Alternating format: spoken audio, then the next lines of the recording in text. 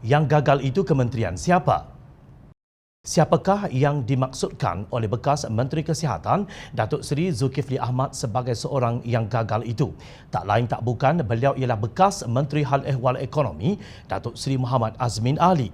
Dakwaan Azmin bahawa Pakatan Harapan gagal membela rakyat ketika diberi peluang untuk memerintah Kerajaan Persekutuan dan Negeri selama 22 bulan memerintah disifatkan sebagai satu pembohongan yang melampau.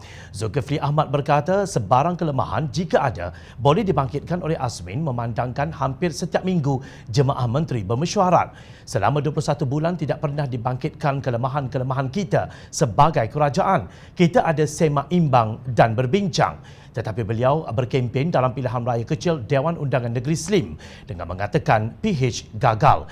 Saya cenderung memikirkan yang dimaksudkan gagal itu adalah mungkin kementeriannya sendiri. Katanya dalam wawancara eksklusif Malaysia Deadlines semalam. Menjelaskan lanjut, Zulkifli berkata beberapa langkah telah diputuskan melibatkan perbincangan mengenai peruntukan Kementerian Keuangan dengan kerjasama Kementerian Pertanian bagi menangani isu Felda yang terletak di bawah kementerian yang diterajui Azmin. Saya masih ingat dalam pusingan mesyuarat Kabinet sebenarnya telah ada beberapa keputusan yang mereka sepakati. Saya bertanyakan kepada menteri-menteri ini, perancangan baik, keuangan yang diberikan juga baik. 5 bilion ringgit peruntukan diberikan Kementerian Keuangan tetapi beliau gagal melaksanakan dan menunaikannya, tegas Dr. Zulkifli. Ahli Parlimen Kuala Selangor itu berkata Azmin juga gagal melaksanakan usaha menambah pendapatan rakyat melalui tanaman kontan dan ternakan ruminan dengan perancangan bersama Kementerian Pertanian dan Industri Asas Tani yang ketika itu dipimpin Datuk Seri Salahuddin Ayub. Minta maaf kalau saya mengatakan bahawa kami rasa pada ketika itu lagi menteri ini memang sibuk berdamping dengan Perdana Menteri membuat lawatan-lawatan. Tetapi apabila kita berbincang tentang laporan prestasi seperti mana dilakukan menteri lain, saya kira mengecewakan.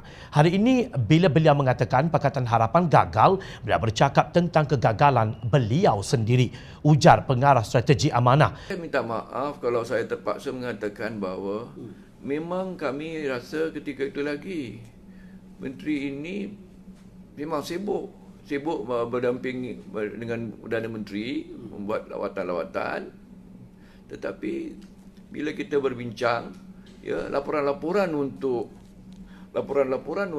yang dibentangkan tentang prestasi seperti mana yang dibuat orang lain, saya kira mengecewakan. Dan hari ini ketika beliau sebutkan bahawa PH gagal, saya cenderung untuk mengatakan kuat. Saya katakan saya lebih rasa macam dia bercakap tentang kegagalan beliau sendiri. Zulkifli juga mendedahkan berbanding Azmin, pemimpin kerajaan Pakatan Harapan lain menerusi kementerian masing-masing terlalu sibuk bekerja tanpa mengira waktu. Saya dan menteri-menteri lain bertugas lumus selama 21 bulan siang malam tiada hujung minggu. Jadi, untuk mengatakan Pakatan Harapan gagal semudah itu, saya menganggap mungkin kementeriannya sendiri. Rupanya itulah yang dibuat oleh Azmin selama 21 bulan bersama dalam Kabinet Pakatan Harapan. Azmin dilihat beberapa kali ke luar negara bersama Tun Dr. Mahathir. Akhirnya, anak didik Tun Dr. Mahathir itu mengkhianati mentornya sendiri. Kata Zulkifli, Azmin mahu jawatan yang lebih tinggi, bukan Menteri Hal Ehwal Ekonomi. Akhirnya matlamatnya tercapai melalui rangkah Sheraton. Namun sehingga hari ini rakyat masih menunggu apakah keajaiban yang akan dilakukan oleh Azmin dalam Perikatan Nasional.